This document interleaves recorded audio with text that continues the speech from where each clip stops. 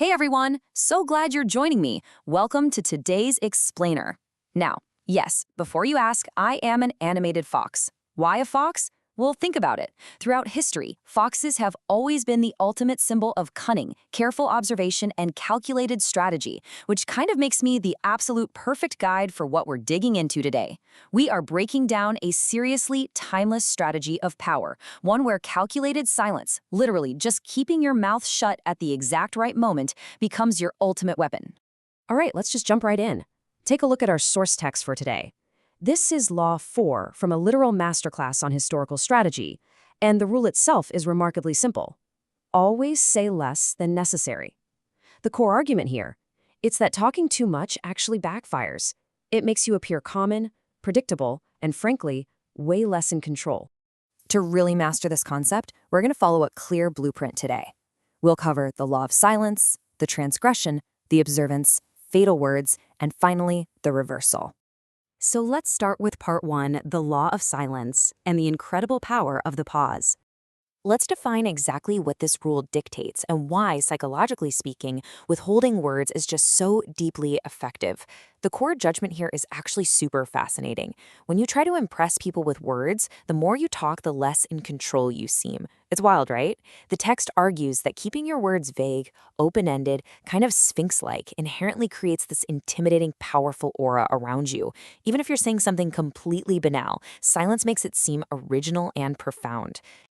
To see this in action, our source points all the way back to the oracle at Delphi. When visitors consulted the oracle, the priestess wouldn't give them some long, detailed lecture. No way.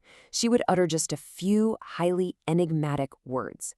And because they were so sparse, those words felt completely loaded with immense meaning. Historically, this masterful use of vagueness gave leaders literal power over life and death.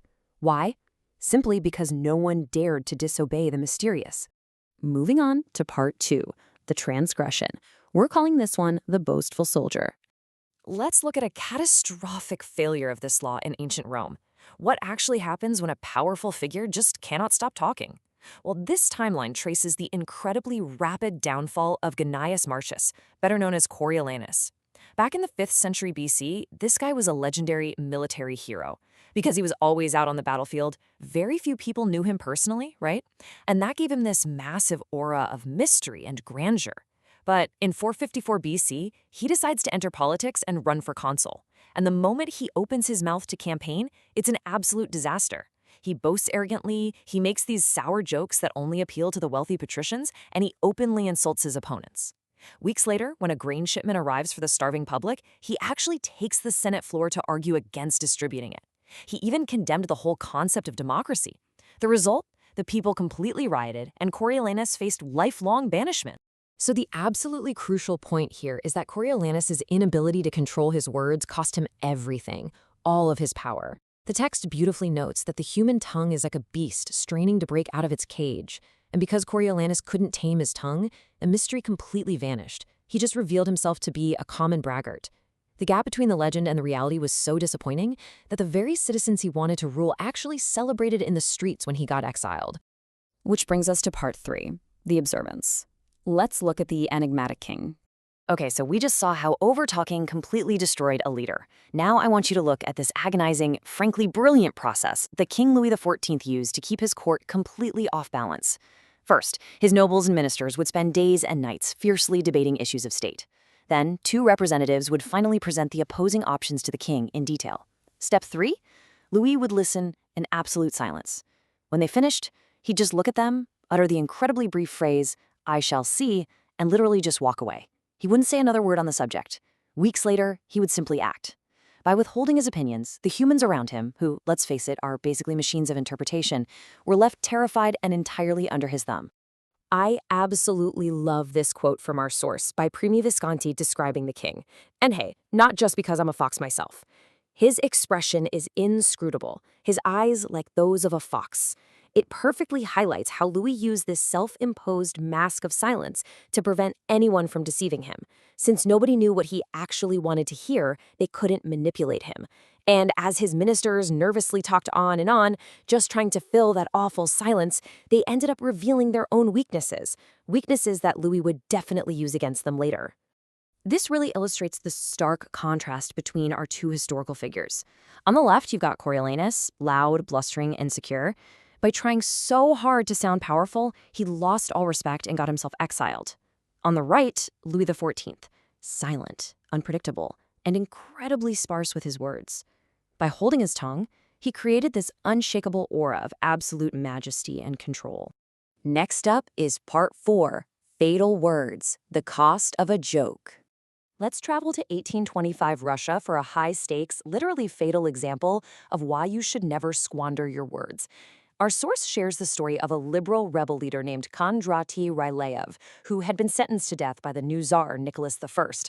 On the day of the execution, the trapdoor opens, but the rope miraculously snaps and Ryleyev crashes to the ground. Now, back in those days, surviving a hanging was seen as a literal sign of divine providence, and the person usually got pardoned. When the Tsar heard the news, he actually started to sign the pardon. But then he paused, and he asked the messenger this exact question. Did Ryleyev say anything after this miracle? Well, unfortunately for Ryleyev, the second he had dusted himself off, he foolishly shouted this incredibly sarcastic joke to the watching crowd. You see, in Russia, they don't know how to do anything properly, not even how to make rope. He was totally unaware that this fleeting urge to be clever, his absolute inability to just stay quiet, was about to seal his fate. The messenger had no choice but to repeat that exact quote directly to the Tsar. The brutal consequence of that joke was immediate. The Tsar replied, "Let us prove the contrary," and ripped the pardon to shreds. The very next day, Ryleyev was hanged again. And you guessed it, this time, the rope didn't break. The lesson here is profound, guys. Once the words are out, you literally cannot take them back. That momentary satisfaction you get from a sarcastic or biting comment, it's an incredibly dangerous game, and it is almost never worth the price. Which brings us to our final section, part 5, the reversal, a verbal smokescreen. So, are there actually times when the rule of silence should be intentionally and deceptively broken? Yeah, absolutely. Sometimes absolute silence is a terrible idea. It can make your superiors feel insecure or make them highly suspicious of your motives. In those situations, tactical talking can act as a verbal smokescreen. The source gives this amazing example of the court jester. The jester talks and entertains incessantly, right? He plays the fool so that no one ever suspects he's actually way smarter than the king.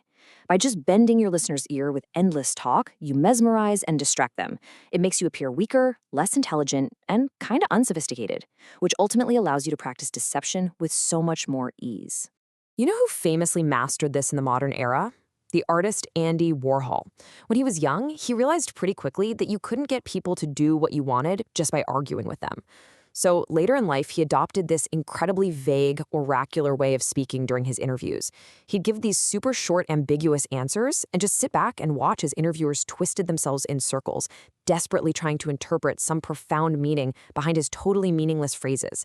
By letting everyone else do all the talking and all the interpreting, he made his art far more talked about and infinitely more valuable. As we wrap up today's explainer, I want to leave you with a final thought to really ponder. The next time you're sitting in a meeting or a negotiation, or honestly even just having a normal conversation, and you feel that desperate, nervous urge to just fill the silence in the room, ask yourself, are you controlling your words, or are your words controlling you? Sometimes the absolute most powerful thing you can possibly say is nothing at all. Thanks so much for learning with me today. I'll catch you next time.